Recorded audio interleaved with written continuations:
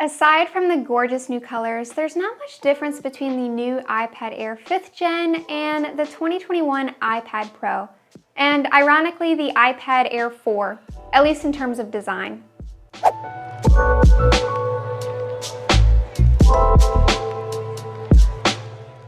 During the Apple event on March 8th, Apple introduced the new iPad Air 5th generation, and it came with some impressive spec bumps. Now, if you've watched any of my other iPad videos on this channel, then you know that I don't like to ramble on too long about specs unless they really come into play in a very noticeable way for average and creative use. And for the iPad Air, they certainly have. In terms of bumps, we're getting an upgrade to the connectivity. We now have 5G in the iPad Air versus the 4G we got with the previous generation.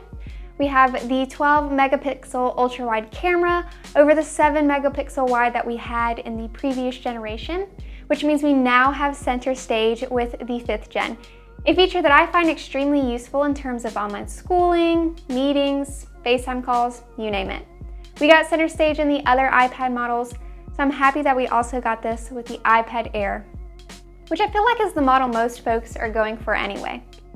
The most exciting spec bump we're getting with this iPad though is the M1 chip, and this is why I briefly wanted to touch on specs.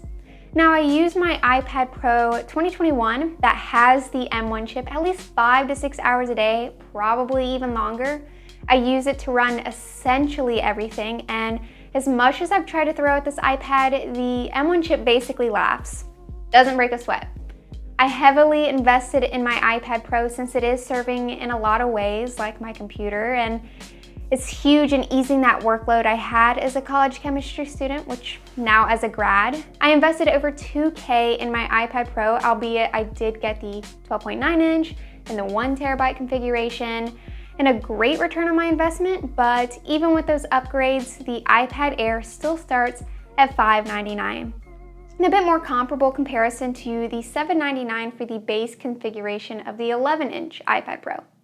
Once you start considering an Apple Pencil or a Magic Keyboard for the all-in-one experience, you're saving so much more with the new iPad Air 5.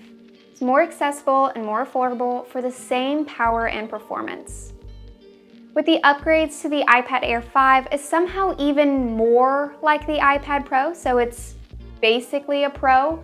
I was already recommending the iPad Air as the top model people should consider, especially for students or anyone wanting to maximize their creativity with apps like Procreate or LumaFusion, and didn't have a specific use case for the size of the Mini. And unless you're really hard pressed for the 12.9-inch size, then the iPad Air is that perfect middle ground. I'm really excited about the new iPad Air colors as well. We have Space Gray, Starlight, two very pretty neutral colors, but now we also have pink, this new blue color, and purple. Personally, I'm all for colorful tech. It's fun, more personable, and unique. You can always take it a step further and take Apple up on their free engraving offer too. I really wish they offered this iPad Air model when I was a college student, because this would have been my first choice and I wouldn't have been compromising on the power and performance of what the M1 chip offers, had I decided to get more involved in heavy CPU intensive tasks later in my workflows or after college. If you're considering an iPad or considering an upgrade to an older iPad that you have, and you don't have a specific use case that takes advantage of the size of the iPad mini that was also pretty recently released, and you have a bit more in your budget to essentially future-proof the power of your iPad, then I would go for the iPad Air.